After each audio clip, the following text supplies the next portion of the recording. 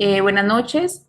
En esta ocasión vamos a exponer diferentes temas de la tarea número 5 de epistemología.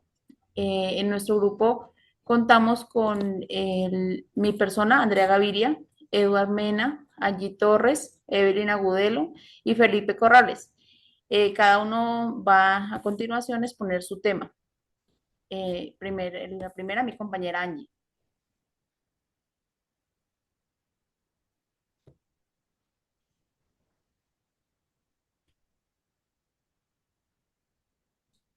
Angie, el micrófono. Buenas noches. Voy a hablar de la historia de la partida doble y su fundamentación.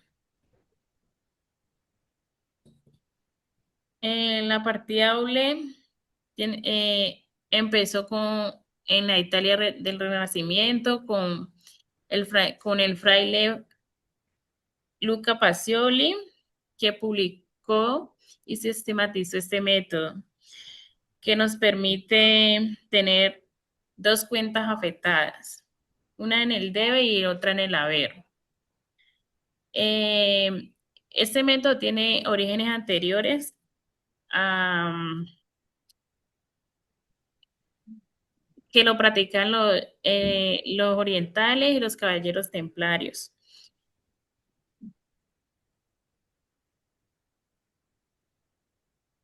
Bueno, Fray Luca Pacioli, además de publicar este método, tiene otras obras.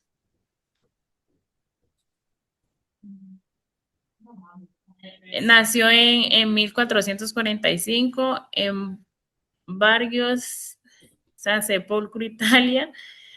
Ay, no.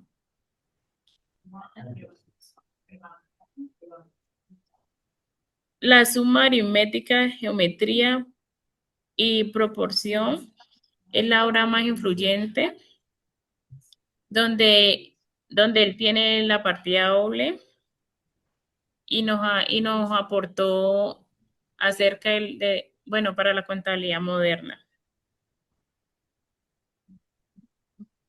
Bueno, los principios de la partida doble son la dualidad, que nos dice que cada transacción tiene un doble efecto, que afecta a dos cuentas. Por cada debe en una cuenta, al mismo tiempo debe haber un registro en el haber, en el crédito. En el principio de equilibrio contable, que nos dice que la suma total del debe siempre debe ser igual a la suma total del haber. El principio de registro y control, que nos dice que las operaciones deben ser registradas en el diario, en un libro diario y luego pasarlas a un libro mayor.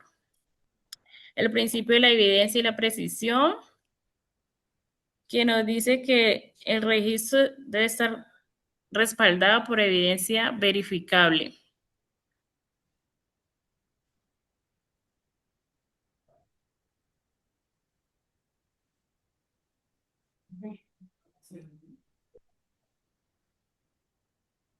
Bueno, y la bibliografía es...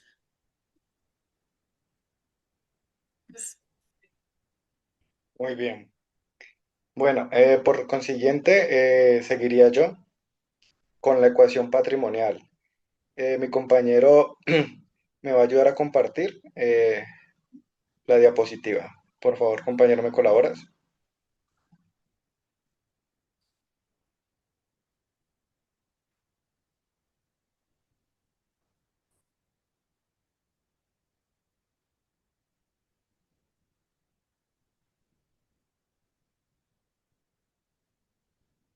Bueno, eh, ecuación patrimonial, eh, por Jason Felipe Corrales. Bueno, primero que todo, tenemos que entender que la ecuación patrimonial permanece vigente bajo el contexto de las normas internacionales NIF y es una fórmula matemática que fue creada eh, donde sencillamente traduce una igualdad, un equilibrio entre cifras pertenecientes a las cuentas de balance general, como lo son los activos, como son los pasivos, como son los patrimonios. Entonces, en la siguiente diapositiva eh, podemos ver que tenemos una balanza. En esa balanza se puede expresar el equilibrio. Y entonces podemos ver que en los activos tenemos los bienes de las empresas, la caja, terrenos, computadores, cuentas por cobrar. Y acá en los pasivos y los patrimonios, por ejemplo, a veces uno me pregunta por qué el patrimonio está a ese lado. Pues porque son internas, porque son aportes de los socios. Entonces, es como por eso que está siempre en ese lado que sería el haber. Bueno, eh, los pasivos son externas, son que tenemos proveedores y préstamos. Y en la siguiente diapositiva podemos ver una fórmula estándar de la ecuación patrimonial, que es el activo es igual a pasivo más patrimonio, que es como lo que estábamos viendo atrás. De esa forma es que uno puede encontrar el activo que uno tiene en el momento, ¿vale? Y en la siguiente formulita que tenemos, en la siguiente ecuación patrimonial podemos ver que se encuentra lo que es el pasivo. ¿Cómo se encuentra el pasivo? Dice que el pasivo es igual al activo menos el patrimonio. Entonces, este activo el activo menos el patrimonio, ¿qué quiere decir? Cuando cogemos todos nuestros bienes y cogemos todo nuestro patrimonio y lo restamos, damos cuenta que quedaría lo que es el pasivo, que serían nuestras deudas. Cuando ya sumamos todo lo que poseemos y el patrimonio que generamos y vemos lo que queda, nos daríamos cuenta que son los proveedores que tenemos por pagar, que son las deudas y así sucesivamente. Y en la última diapositiva, donde nos habla de que la fórmula para el patrimonio como tal, para hallar el patrimonio, es el activo menos el pasivo. Estas ecuaciones patrimoniales lo que dan a entender es cómo encontrar esas naturalezas para ir generando de acuerdo a lo que de acuerdo a lo que de acuerdo a lo que nosotros necesitamos en ese balance general. Bueno, el patrimonio dice que es el activo menos el pasivo. Porque si podemos entender que tenemos todo lo que nos ha entrado a la caja, lo que tenemos en banco, todas estas cuentas por cobrar, cuando llegamos y las restamos con nuestras deudas, nos va a dar lo que poseemos, lo que le pertenece, por decirlo así, a la empresa, el capital, lo que está en este momento de patrimonio. Entonces, en, en la siguiente diapositiva tenemos como una conclusión para entender un poco más la ecuación del patrimonio, que es la resultante de comparar los recursos o activos que son propiedades de la empresa con las obligaciones internas, que sería patrimonio, y las externas, los pasivos. De esta forma podemos empezar a hallar en el balance nuestras ecuaciones patrimoniales. Sigue mi compañera. Muchas gracias. En esta ocasión, pues voy a exponer activo, pasivo y patrimonio. Una breve introducción. La contabilidad es una fundamental para la entrega de la situación financiera de una empresa. Los conceptos activo, pasivo y patrimonio son esenciales para la elaboración de balances generales y estados financieros. El activo, un activo es todo bien o recurso que es controlado por la entidad contable, que posee potencial general de beneficios económicos. Eh, los activos pueden estar constituidos por unos bienes y servicios que se caracterizan por su capacidad fundamental y operativa durante el desarrollo de la actividad económica de la entidad. Algunos ejemplos de activos: los bienes, los vehículos, los edificios, el dinero en bancos. También el activo tiene una clasificación. Más que un registro contable, es una herramienta estratégica que impacta directamente en las finanzas de la empresa y el éxito empresarial. Al implementar una clasificación adecuada, sirve para normativas y obtener información valiosa para la toma de decisiones. El pasivo. El pasivo es toda la obligación financiera o deuda que posee ya tanto una persona o una empresa. Presenta los compromisos económicos que deben ser pagados en el presente o futuro. Es importante tener equilibrio entre el pasivo y el patrimonio, ya que los pasivos representan las fuentes y financiación y financiamiento utilizadas para el equilibrio de activo financiar la operación. Hay unos ejemplos serían las cuentas por pagar, los documentos por pagar, proveedores, lo que tengamos pendiente con ellos, impuestos, entre otros. La clasificación de los pasivos se clasifican en corrientes y pasivos no corrientes, pasivos diferidos.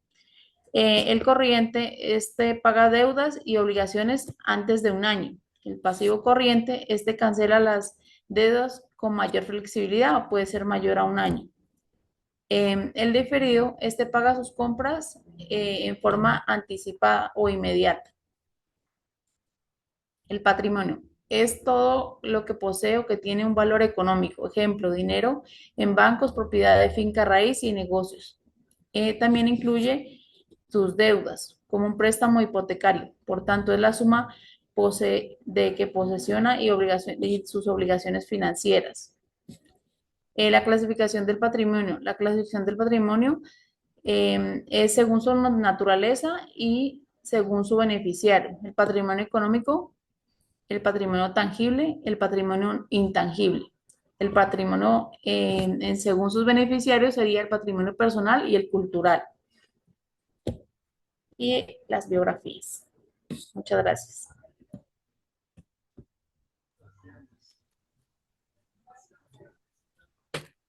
Buenas noches. A mí me corresponde el tema de ingresos. Entonces voy a compartir la pantalla.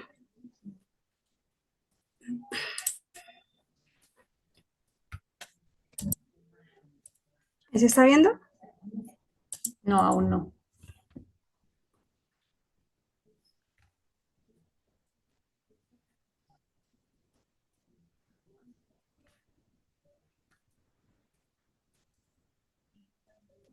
¿Ahora sí? Está cargando.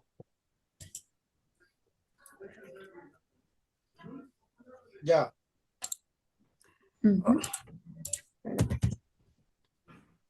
Ingresos. ¿Qué son los ingresos? Incremento en los beneficios económicos producidos en un periodo. El aumento en el valor de los activos. Disminución de obligaciones que incrementan el patrimonio, distintas a los aportes.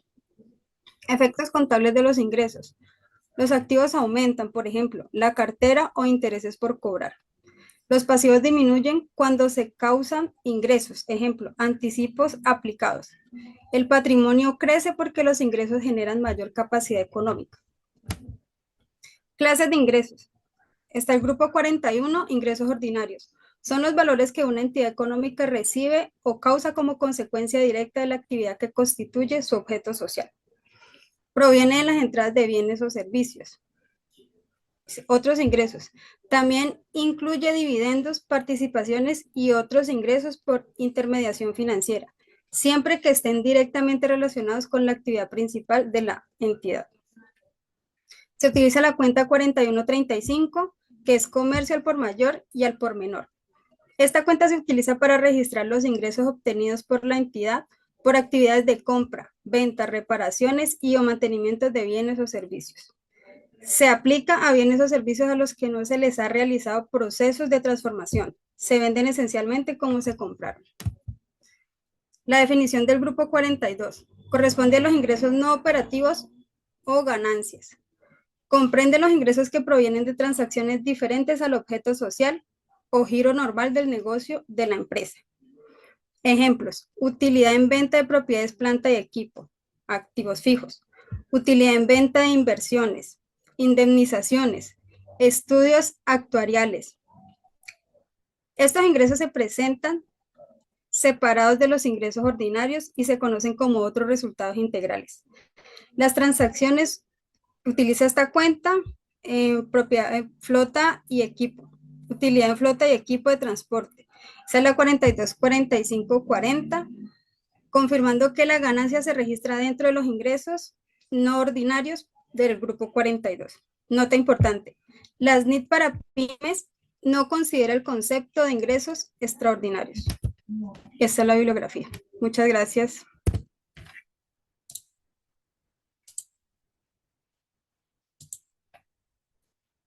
Ay, no me deja salir. Bueno, muy buenas noches para mis compañeros del área de epistemología, teorías y pensamiento contable. Un saludo para el tutor que está a cargo pues de esta materia. Y a mí me corresponde lo que es el tema de gastos. Entonces, un gasto es un consumo o un recurso que es una disminución en el valor económico. Es una disminución en el valor económico de una empresa, ocasionado por actividades necesarias para el funcionamiento durante un periodo específico y que no genera beneficios a futuro. No es la naturaleza del gasto, todo gasto tiene su naturaleza débito. Aumenta el consumo de los periodos, disminuye la utilidad, no crea activos, no produce beneficios futuros. Entonces, la regla de oro es, si se consume dentro del periodo y no deja beneficio futuro, es un gasto. La estructura interna del gasto, cada gasto está formado por tres elementos: el hecho económico, el documento soporte y el registro contable. El hecho económico es el suceso que origina el gasto. Entonces, por ejemplo, nosotros necesitamos utilizar la energía. Eso es lo que va a generar un gasto. El documento soporte de ese hecho económico, pues es la factura, el recibo, etcétera. Y el registro contable es cuando ya lo vamos a hacer el asiento en el libro donde queda pues reconocido como gasto. Una clasificación más profunda de los gastos es que tenemos gasto personal, que son sueldos, viáticos, aportes, incapacidades, etc. Los gastos por servicios, que son como energía, agua, internet, aseo, vigilancia, etc. Los gastos generales, que es lo que utilizamos como elementos de oficina, papelería, materiales consumidos. Los gastos legales y profesionales son los que gastamos pues en honorarios, consultorías, auditorías, etc. También tenemos los gastos de arrendamiento, pues que son de la oficina o de la bodega o del espacio pues donde nosotros estamos laborando. Los gastos financieros, que son los intereses, las comisiones y los servicios bancarios. Y tenemos unos gastos excepcionales o inusuales, como son pérdidas accidentales, deterioros no recurrentes o algún daño que pueda pasar en nuestra empresa. El ciclo del gasto es una generación del consumo, el recurso, la generación del consumo es el recurso que se usó. La identificación pues se clasifica como gasto. Se hace un cierre que se lleva a los resultados y se pues asienta en el libro como un gasto. También tenemos el análisis del gasto, que es donde podemos analizarlo según la frecuencia, si es recurrente, si es algo ocasional, si fue algo extraordinario. También tenemos el control de este gasto, que podemos decir si es un gasto controlable o no controlable. Y tenemos pues también dentro del análisis la materialidad, que podemos decir si es material o inmaterial. Muchas gracias por su atención.